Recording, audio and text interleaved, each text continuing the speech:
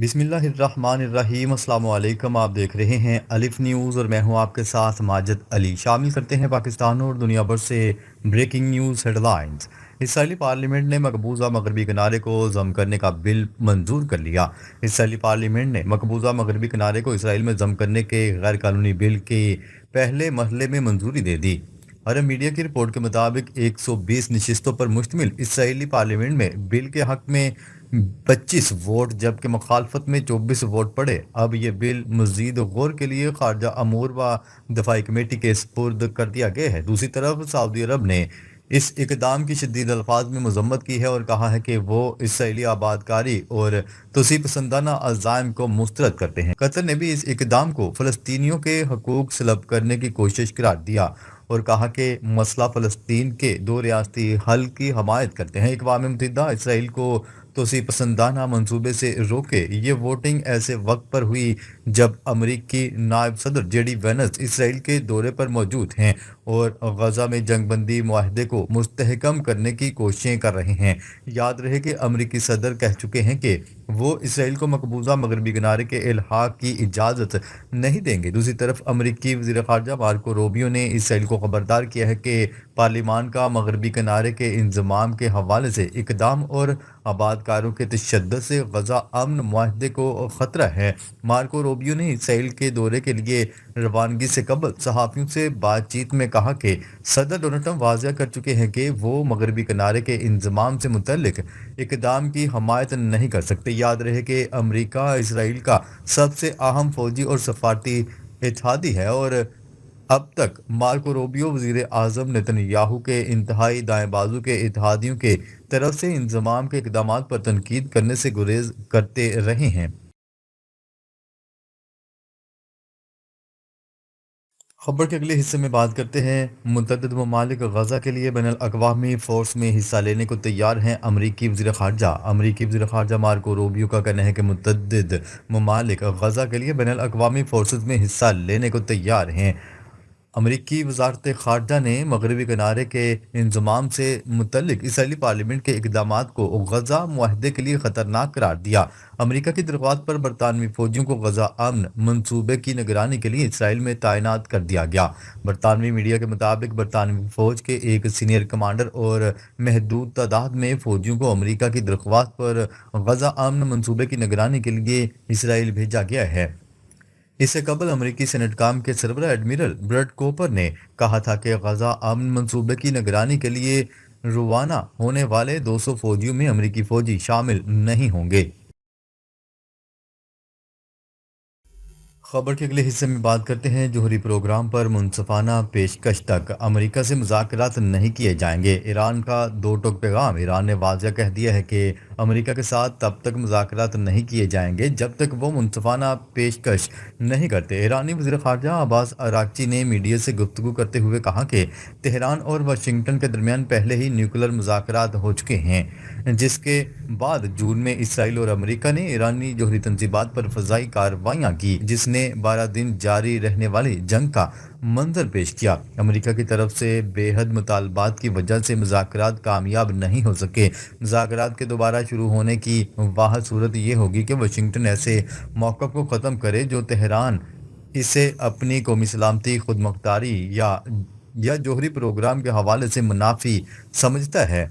Abbas Araghchi ने मज़ीद वाज़ह किया कि अगर अमेरिका मुज़ाकरात चाहता है तो लाज़िम है मुज़ाकरात के अमल के दौरान जंग ना हो। ये नया मौक़िफ़ ऐसे वक्त पर सामने आया जब मुज़ाकरात की पोजीशन पहले ही कमज़ोर हो चुकी थी। ईरानी हुकूमत ने वाज़ह कर दिया है कि अगर वाशिंगटन अपनी पॉलिसियाँ तब्दील नहीं करता, मतलूबा यकीन दहानियाँ फराहम नहीं करता और गैर माकूल मुतालबे जारी रहते हैं तो नई मुज़ाकरात की फ़ज़ा पैदा नहीं की जाएगी। खबर के अगले हिस्से में बात करते हैं। हंगरी का अमेरिका से न्यूक्लियर ईंधन खरीदने का फैसला। हंगरी ने ऐलान किया है कि वो अमेरिका से न्यूक्लियर ईंधन खरीदने का इरादा रखता है। हंगरी के वज़ीर ख़ारजा का कहना है कि न्यूक्लियर फ्यूल की खरीदारी के लिए जल्द ही अमेरिकी कंपनियों के साथ बातचीत का आगाज़ कर दिया जाएगा। वज़ीर ख़ारजा के मुताबिक हंगरी का मकसद तवानाई के शोबे में मुतबादिल ज़राए हासिल करना और ईंधन की सप्लाई को متنوع بنانا ہے تاکہ ملک کا انحصار کسی ایک ملک پر نہ رہے۔ انہوں نے کہا ہے کہ امریکہ سے نیوکلیر ایندھن کی خریداری ہنگری کے توانائی سیکیورٹی پلان کا حصہ ہے۔ حکومت اس منصوبے کے تکنیکی اور مالی پہلوؤں پر متعلقہ امریکی حکام سے جلد بات چیت کرے گی۔ ہنگری کے پاس اس وقت روسی ایندھن سے چلنے والے جوہری پلانٹس موجود ہیں جن کے لیے متبادل ذرائع کی تلاش جاری ہے۔ خبر کے اگلے حصے میں بات کرتے ہیں سویڈن کا یوکرین کو جدید لڑاکا طیارے دینے کا فیصلہ۔ یورپی ملک بڑی تعداد میں یوکرین کو جدید گریپن لڑاکا طیارے فراہم کرے گا۔ غیر ملکی میڈیا کی رپورٹس کے مطابق سویڈن نے یوکرین کو 150 جدید گریپن لڑاکا طیارے دینے کے معاہدے پر دستخط کر دی ہے۔ سویڈن کے وزیر اعظم اور یوکرینی صدر کی ملاقات کے بعد اعلامیہ جاری کر دیا گیا۔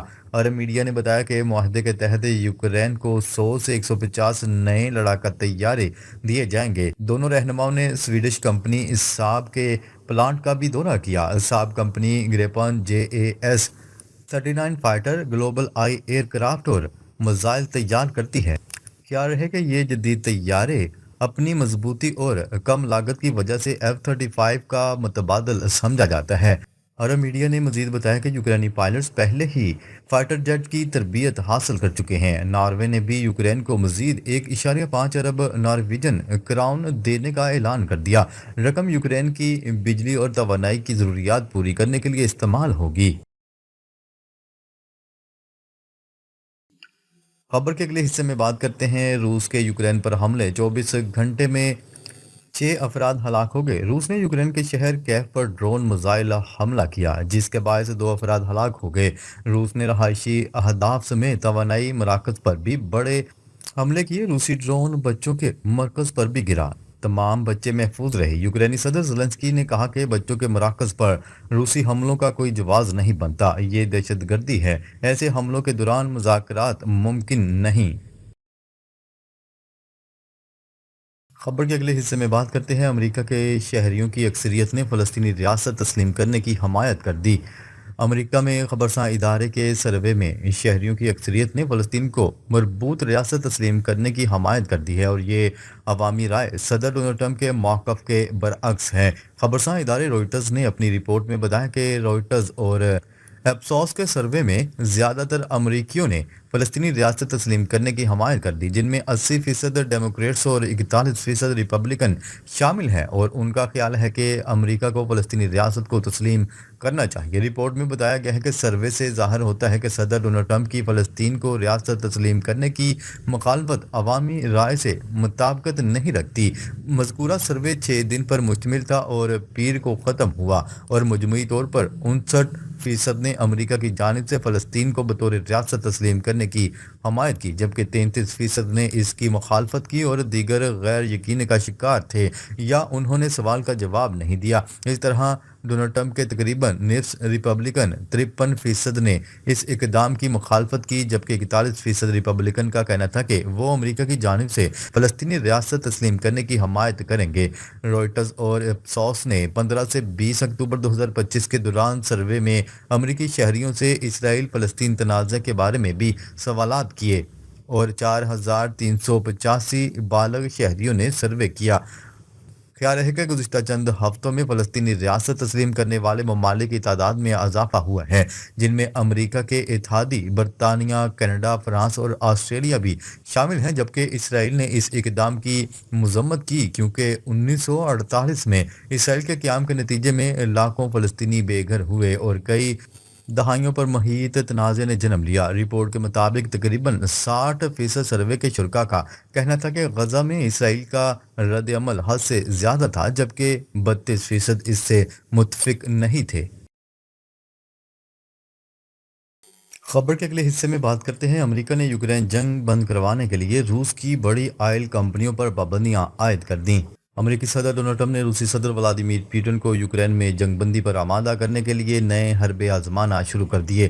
انہوں نے روس کے خلاف یوکرین جنگ سے متعلق پہلی بار نئی پابندیاں عائد کرتے ہوئے روس کی بڑی تیل کمپنیوں کو نشانہ بنایا۔ یہ اقدام پوٹن سے डोनाल्ड ट्रंप की बढ़ती हुई नाराजगी के तनाजर में सामने आया है। उधर यूरोपीय यूनियन ने भी मॉस्को के खिलाफ 19वीं पाबंदियों के पैकेज की मंजूरी देते हुए रूसी माया कुदरती गैस की दरामद पर मुकम्मल पाबंदी लगा दी है। अमरीकी महकमा खजाना ने कहा है कि अमरीका रूस के खिलाफ मजीद इकदाम के लिए भी तैयार है और मॉस्को से फौरी जंगबंदी का मुतालबा करता है।